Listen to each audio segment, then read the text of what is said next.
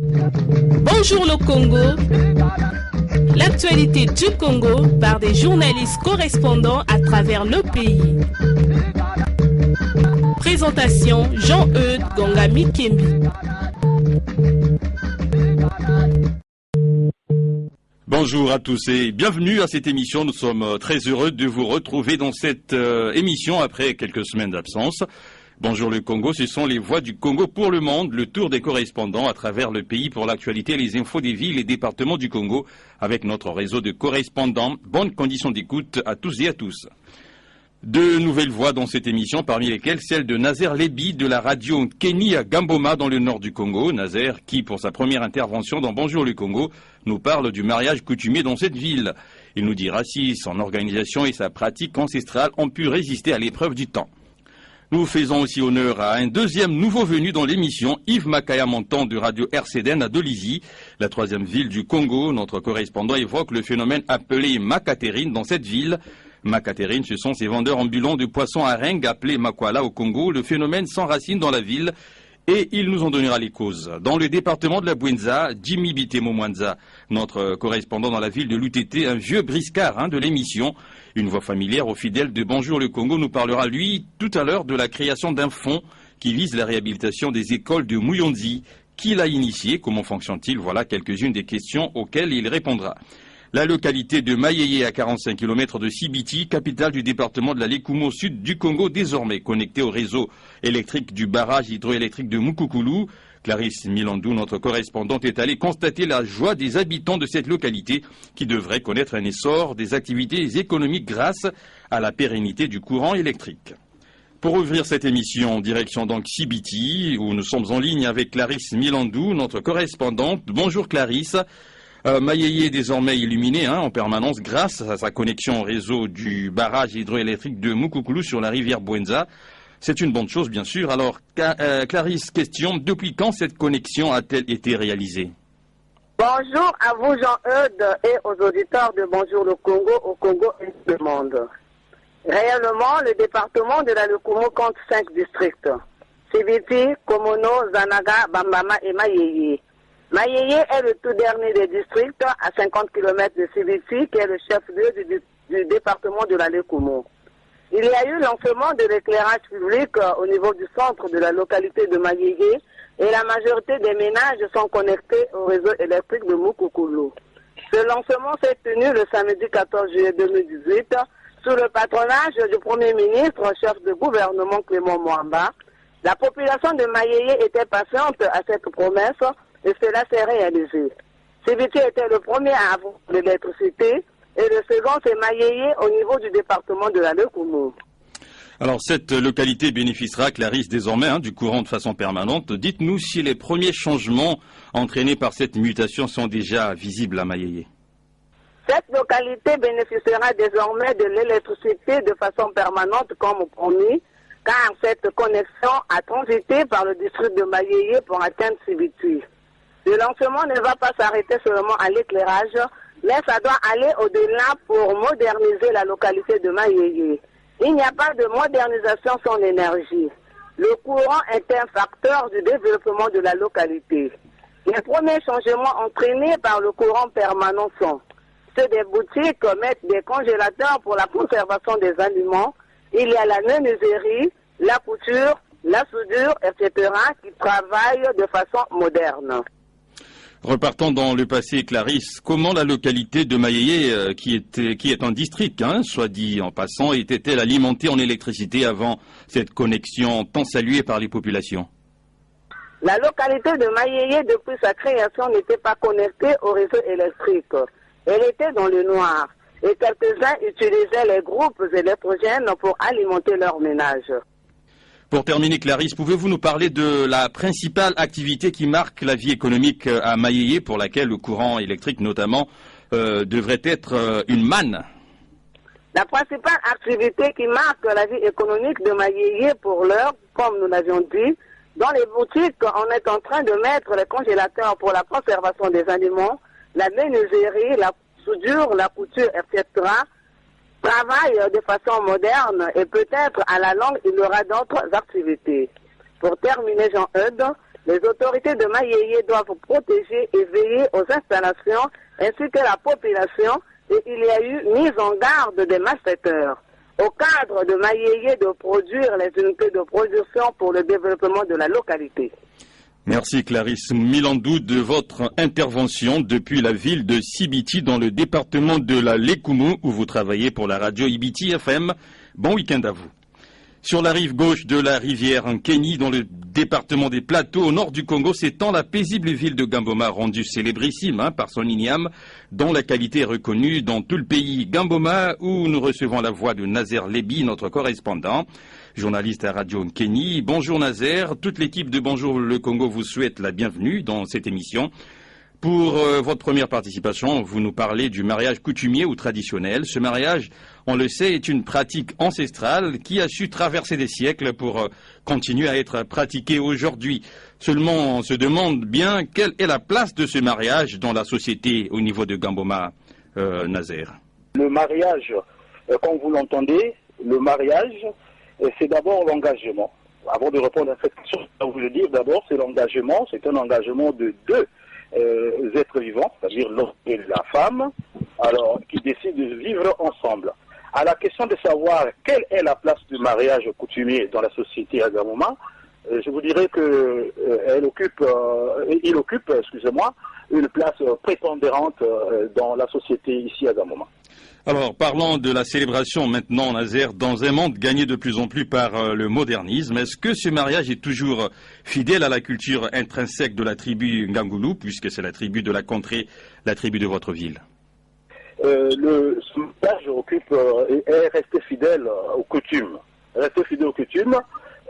Il y a le modernisme qui domine, mais il est resté fidèle aux coutumes, par rapport aux étapes, bien sûr. Alors, le mariage ici à Gamboma, ça commence d'abord par une présentation. Et cette présentation est appelée Funenzi. Funenzi, c'est-à-dire demander la main à une femme. Ici à Gamboma, c'est considéré comme première dot. Alors ailleurs, ça ne se passe pas comme ça, comme première dot. Voilà. Et vous déposez 20 000 francs. Les 20 000 francs seront destinés uniquement à la femme, pas aux parents. Plus 10 000 francs pour le tire-bouchon que nous appelons tire-bouchon. En ce moment-là, vous pouvez ajouter quelque chose qui va intéresser la femme. Ça, c'est demander la main. C'est la première dot. La première dot ici à Gamboma, ça ne concerne pas les parents, c'est une demande de main seulement. C'est ça. C'est la première étape. Deuxième étape, on vous laissera libre, vous pouvez vivre ensemble avec la femme, jusqu'à ce que de vous-même vous demandez la liste aux parents, qu'est-ce qu'il faut faire. Alors c'est ce qui diffère maintenant, parce que à un moment, comme je vous ai dit, c'est rester fidèle, les étapes bien sûr, mais la liste, c'est ce qui vient s'ajouter à ce mariage, à la dot proprement dite. La liste, donc vous devez, pour acheter des outils, beaucoup de choses, c'est ce qui rend un peu le modernisme. C'est ce qui influence un peu la tradition ici à Gamboma. Alors Nazer, dites-nous s'il y a une sorte d'opposition entre deux courants qui seraient ceux des conservateurs et des réformateurs en ce qui concerne ce mariage traditionnel. Si oui, quel argument chaque courant fait-il valoir? Justement, Jean-Eudes, il y a pratiquement 3 courants. Alors, le 2 à 3. Pourquoi j'ai dit 3? Je vais commencer d'abord par les jeunes. Ici, dans le moment, par rapport au modernisme, les jeunes, c'est-à-dire les mariés, pensent que c'est une vente qui ne dit pas son mot. Une vente qui ne dit pas son mot. Et deuxièmement, il y a un problème des listes. Des listes qui influencent, qui s'ajoutent à ce mariage. Pourquoi c'est un combat ici pour enlever tout ça?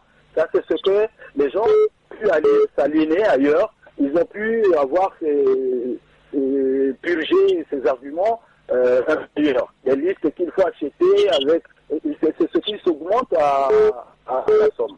Voilà, c'est ce combat qu'il faut passer pour revenir à la tradition, à la vieille tradition. Dernière question, Nazer. Dans certaines parties du pays, on note des montants élevés de la dot. Est-ce que c'est aussi le cas là-bas à Gamboma? D'abord, je dois vous dire que la somme réservée dans le temps, ce n'est que 50 000 francs. Avec 50 000 francs, vous pouvez épouser votre femme. Mais de nos jours, ce n'est plus ça. À titre d'honneur, à titre honorifique, les gens augmentent volontairement des sommes comme ils veulent. Ces sommes-là tournent autour de 100 000 francs à 200 à 250 000 francs qu'on donne en sourdine, pas devant les gens, en sourdine, devant les NPL. Ici, nous appelons les NPL les médiateurs, devant, y compris les deux côtés, du côté paternel et du côté maternel. Le côté paternel est plus bénéficiaire. C'était la voix de Nazer Lébi, notre correspondant dans la ville de Gamboma. Merci Nazer. Je rappelle que vous travaillez là-bas pour le compte de Radio Kenny. À bientôt dans l'émission Bonjour le Congo. Nous mettons à présent le cap sur la troisième ville du Congo, Dolisie. Dolisie, ou du nom d'un colon français, compagnon de Pierre Sévorgnan, de Brazza. À Dolisie, nous sommes en ligne avec Yves Makaya Monton de la radio RCDN, l'une des radios qui émettent sur cette ville située à l'entrée de la grande forêt du Mayombe. Bonjour Yves, le phénomène s'appelle Makaterine. Il s'enracine dans la ville, c'est ce que vous nous dites. Et il tient en ce que les vendeurs ambulants des poissons makwala, traduits en français par Arenk, ont choisi d'être plutôt ambulants. Première question, est-ce que ce phénomène est nouveau à Dolisie? Bonjour Jean-Eudes. En fait, l'activité, sinon le phénomène Makaterine, c'est une activité qui existe depuis la fin des années 90, c'est-à-dire sortir des événements sociopolitiques que Dolisie a connus. Et donc, à l'époque, l'activité ne concernait que les produits congelés, de la catégorie de la volaille, des poulets, cuisses de poulet, ailes de poulet, cuisses de dinde, ailes de dinde, et des poissons autres que les makwala. Et donc, au fil des temps, si ma mémoire ne me fausse compagnie, autour de 2009, 2010, 2011, les taxis partaient de Pointe-Noire, sillonnaient Dolisie, Lovakou, et mégaphone au travers des portières criant Makaterine, Koudiambote, ainsi de suite. Voilà comment l'activité finalement commence, sinon prend de l'ampleur. Alors, vous dites que le phénomène s'enracine. Alors, qu'est-ce qui peut expliquer cet enracinement aujourd'hui de ce phénomène? Bon, l'enracinement de ce phénomène, je dirais que c'est la crise, le manque d'emploi. Dolisie est une ville constituée essentiellement d'administration publique. Donc les quelques privés existants n'offrent pas assez d'opportunités d'emploi. Et donc les désœuvrés ont vite fait de se jeter dans cette activité de vente à la criée des makwala, communément appelée ici Makaterine. L'enracinement, Yves, est synonyme de nombre élevé de vendeurs ambulants. Est-ce que de facto ces vendeurs se plaignent d'une baisse de leurs revenus dans la pratique de cette activité? Bien entendu, ils se plaignent, surtout ceux qui ont leur étal à la place du marché. Il n'est pas rare de les voir faire les couloirs et ou les abords du marché à la recherche d'éventuels clients. Une sorte de marketing agressif. Quels sont les vendeurs? Est-ce que c'est des hommes ou des femmes? Au départ, il faut le reconnaître, l'activité était une exclusivité masculine. Aujourd'hui, les femmes y font leur apparition. Il s'agit peut-être de la question du genre, comme qui dirait. Mais en fait, la différence c'est que les hommes la pratiquent à l'aide des brouettes. Par contre, les femmes, c'est avec les cuvettes sur la tête et même encore avec leurs enfants au dos, ils font les ruelles. Dernière question, Yves. Comment les Dolisiens apprécient-ils cette nouvelle approche commerciale? En tout cas, les Dolisiens se frottent les mains, surtout ceux qui vivent les quartiers éloignés, parce que, bien entendu, ça leur épargne les déplacements du marché, surtout que les grands marchés, comme qui dirait, il n'y en a que deux ici à Dolisie, le marché central et le marché Mboukou. Et puis, par les temps qui courent, Makaterine nourrit bien des foyers. On en vend à l'unité 50, 75, sinon 100 francs, c'est ça. Alors qu'au marché, c'est par tas de 500 francs et plus. Et aussi, disent-ils, cette activité évite à Dolisie le grand banditisme. Merci bien Yves Makaya Monton pour votre première intervention dans l'émission Bonjour le Congo. Nous aurons le plaisir de vous retrouver la semaine prochaine pour d'autres infos de Dolisie et de ses environs. Je rappelle que vous travaillez pour la radio RCDN à Dolisie. Bon week-end à vous. Dimi Bitemo Mwanza nous reçoit maintenant dans la ville de Loutete, dans le département de la Bouenza. Dimi, bonjour, c'est une action de philanthropie, peut-on l'appeler, que vous évoquez dans cette émission, un fonds destiné à réhabiliter les écoles de Muyonzi, un district du département de la Bouenza. Alors ce fonds, dites-nous qui l'a lancé, pourquoi il a été lancé et quels en sont les objectifs. Bonjour à tous les auditeurs et correspondants de l'émission Bonjour le Congo, bonjour Jean-Eudes. L'école est le lieu le mieux indiqué pour donner un bon départ et une bonne éducation à nos enfants. Seulement, force est de constater que plusieurs établissements scolaires présentent actuellement un état vétuste très avancé, car certaines écoles disposent encore des établissements construits depuis la période coloniale.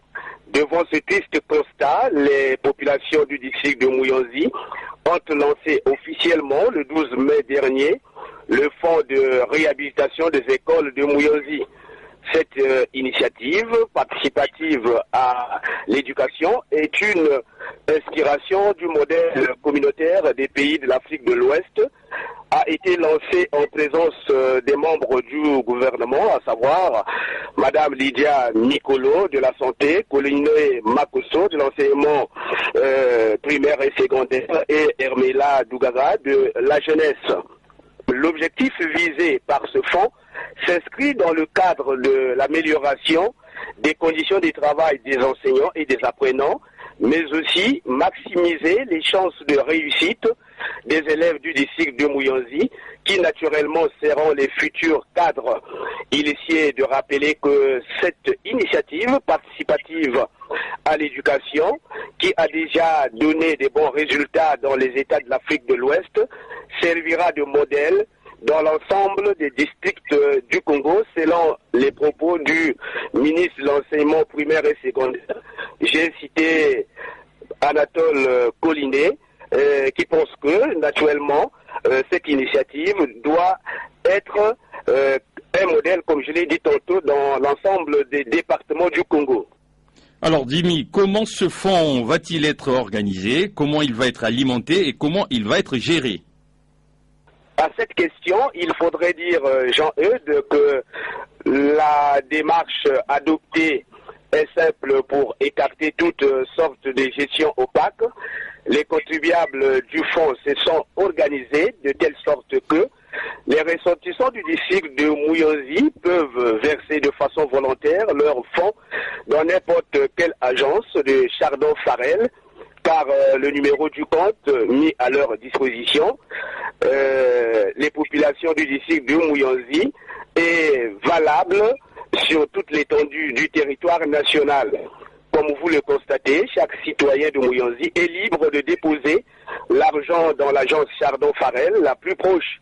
Par ailleurs, ce fonds doit être géré par un bureau composé de toutes les sensibilités. Signalons que ces fonds permettront aux populations de construire dans différentes écoles de Muyonzi des nouveaux bâtiments répondant aux normes standards fixées par le ministère de l'Éducation au Congo. Dimi, qui sera l'ordonnateur des fonds, entendu par là, la sortie des fonds du compte bancaire, en imaginant bien sûr que l'argent sera domicilié dans une banque qui va donner l'ordre pour que l'argent soit sorti du compte? S'agissant de cette question, Jean-Eudes, de savoir qui sera l'ordonnateur pour la gestion et la sortie des fonds du compte bancaire, il faille signaler qu'un dispositif de transparence a été mis en place. Ce dispositif de transparence comprend un bureau placé sous le contrôle de Madame l'administrateur maire de la communauté urbaine de Muyonzi, avec à son sein les représentants de la diaspora, les chefs des villages et quartiers de Muyonzi. Au regard de cette disposition, Jean-Eudes, Madame l'administrateur maire de la communauté urbaine de Muyonzi et l'ordonnateur. Mais pour la sortie des fonds du compte bancaire, 3 signatures seront exigées, naturellement, celle de l'autorité locale, du représentant de la diaspora et celle du représentant des chefs des villages et quartiers de Muyonzi. Alors, dernière question, Dimi, pour terminer avec vous. Dites-nous si les Muyondiens, qui sont les contributeurs, se montrent suffisamment enthousiastes. Est-ce qu'ils donnent l'argent pour alimenter le fonds? Les populations du district de Muyonzi sont très enthousiastes car elles comprennent plutôt l'intérêt d'une telle innovation qui donnera une nouvelle impulsion à notre système éducatif. Pour témoigner leur adhésion à cette expérience ouest-africaine, les populations du district de Muyonzi ont cotisé le 12 mai 2018, jour du lancement du fonds, une somme d'1 294 250 francs CFA.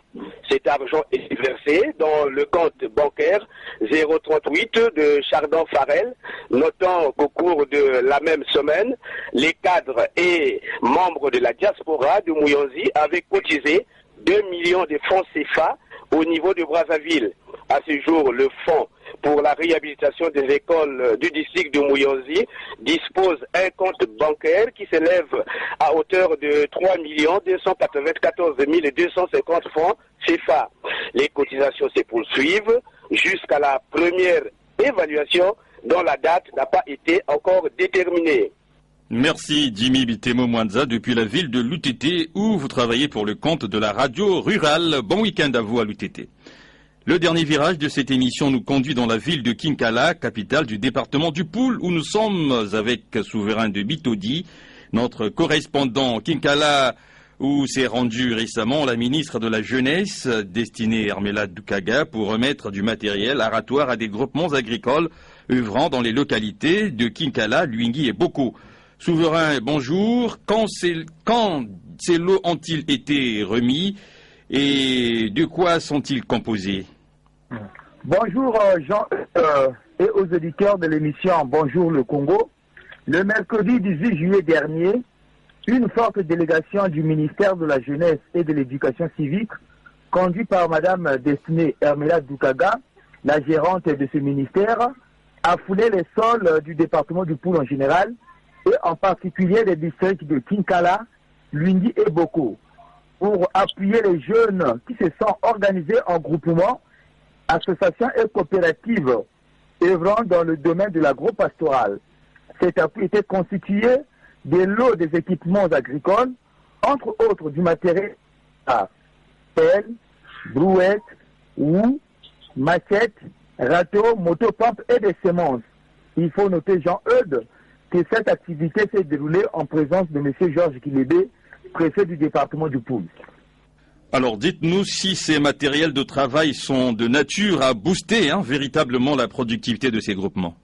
Bien sûr, Jean-Eudes, vous êtes sans ignorer que pour bien produire, les cultivateurs en général et les maraîchers en particulier ont besoin du matériel adéquat, adapté aux activités agricoles menées. Par exemple, des motopompes qui aident beaucoup quand il s'agit de cultiver sur des superficies importantes, difficiles à arroser. Un seul doigt ne peut pas laver la face. Les jeunes de ces groupements l'ont compris que le travail en groupe permet de booster la production et veulent le montrer aux autres jeunes, le tout pour combattre la pauvreté et éliminer la faim, comme le stipulent les objectifs de développement durable. Pour terminer, Souverain, dans quel cadre ces dons ont-ils été faits par la ministre aux groupements agricoles de Kinkala, Luingui et Boko? Ces dons ont été faits dans le cadre du programme d'appui à l'insertion et à la réinsertion des jeunes désœuvrés, investis dans l'agro-pastoral, initié par le ministère de la Jeunesse et de l'Éducation civique, inscrits dans leur planning d'activité dans le lancement, c'est donc fait à Kinkala le mercredi 18 juillet dernier. Il conviendrait d'ajouter, Jean-Eudes, que ce matériel a été remis à plusieurs groupements ciblés, ayant leur actif de jeunes à Kinkala, Luingui, Boko, Minduli, et s'étendra ailleurs dans le département. Car une enquête avait été menée au préalable par le ministère de la Jeunesse et de l'Éducation civique, avec la direction départementale de la Jeunesse et de l'Éducation civique du Poul, pour identifier ces groupements, ONG et associations, évoluant dans le Poul, ayant leur siège au Poul aussi, en vue de travailler en partenariat avec le ministère. Pourquoi parce que le ministère avait constaté qu'il y avait plein d'organismes basés à Brazzaville et qui se faisaient passer pour des structures évoluant dans le pool et solliciter des fonds pour des projets dans le pool. Mais sur le terrain, enfin, quelques champs d'action où ces groupements de jeunes s'exercent, leurs activités agro-pastorales ont été visitées par Madame Destinée Hermela Doukaga, ministre de la Jeunesse et de l'Éducation civique.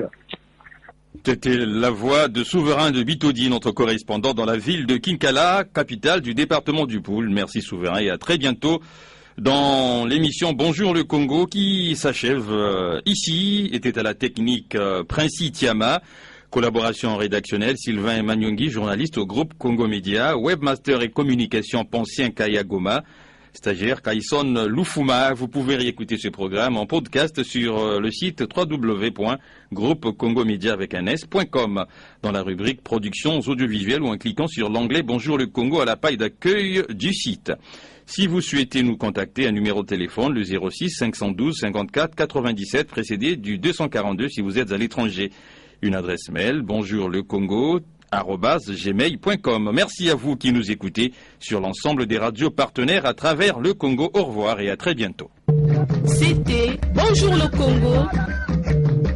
L'actualité du Congo par des journalistes correspondants à travers le pays.